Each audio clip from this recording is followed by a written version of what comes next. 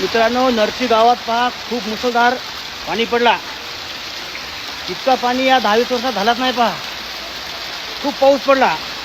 पूर्ण नाल्या तुंबल्या, लोकांच्या दुकानात पाणी घुसलं. माझ्या पण दुकानात पाणी जात होतं, पण आता उंच केल्यामुळं आणि माझं दुकान बंद असल्यामुळं माझ्या दुकान पाणी गेलं नाही. हे पहा आपलं दुकान, हे पहा पाणी पूर्ण रस्ते असं जलमय झाले. तर